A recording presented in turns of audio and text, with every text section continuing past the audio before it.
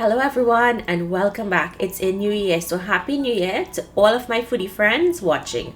Thank you all so much for joining me. Today we'll be making some vegetarian food to get away from all of that meat that we ate over the holidays. So let's make some chana for bread.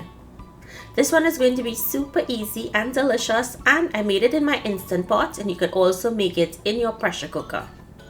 To make this, we're starting off with our soaked chana, and I'm adding in baking powder, salt. Now put salt to your taste preference.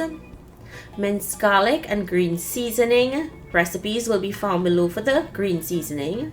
Pimento peppers chopped. If you don't have pimento pepper, you can add a piece of habanero.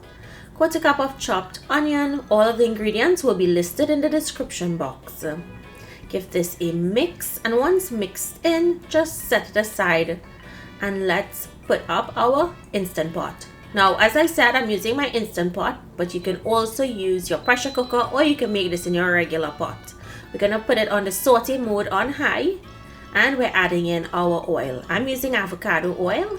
You'll also need mild curry and turmeric powder. This is a more of a lighter chana than the regular curry chana that you make.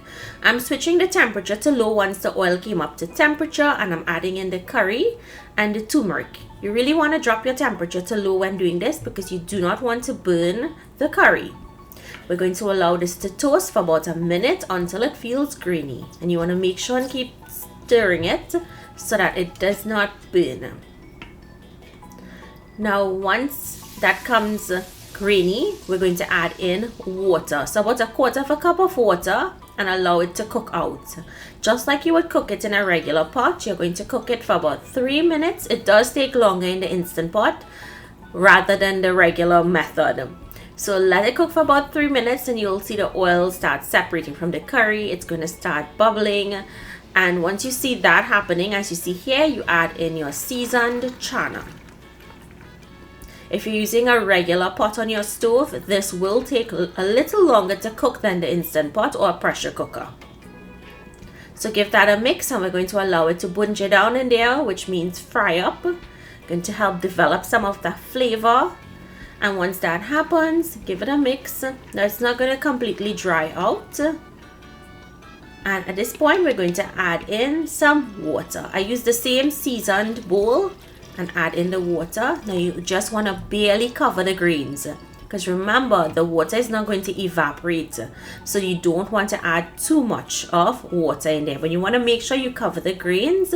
Now I'm going to take off the Instant Pot, and we're going to cover it.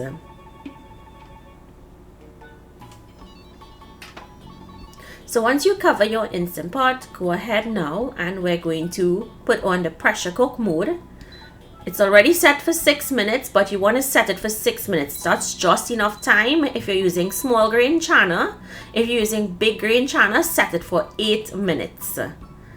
And once it's finished, make sure and turn off your Instant Pot, hit cancel, and then hit that vent to let that steam come out. Make sure all of the steam comes out before you open the cover. Be careful, you see how much liquid was on the cover, and this is what it would look like. Now this is not done. This needs like about 2 to 3 more minutes of cooking, and what I like to do is I'm going to test it and show you guys. Watch how soft it is. So 6 minutes, as I said, small grain chana, 8 minutes big grain chana.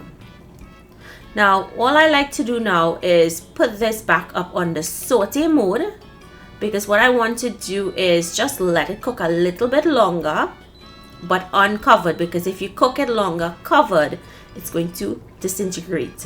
So I'm going to take the back of the spoon and smash down on a couple grains of the chana to help thicken the sauce, because you don't want it to be too runny. After all, it's going on bread, and your bread is going to get mushy if that liquid in there is too runny. I'm going in with a pinch of geera, just a pinch, nothing much, and mix that in. You let that cook out for about a minute, and you'll see how the sauce starts to thicken. As it cools, it will also thicken further. And that's it. This is the consistency I like and I go for. So all you have to do is taste and adjust your salt, and then it's ready to be served. I'm serving it on brioche buns. Traditionally, hops bread is used. I'm using pepper jack cheese. Traditionally, New Zealand cheddar cheese is used. And I'm putting on my scorpion pepper sauce.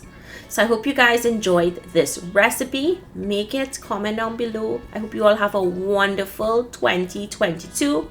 I'll see you in my next video. Bye everyone.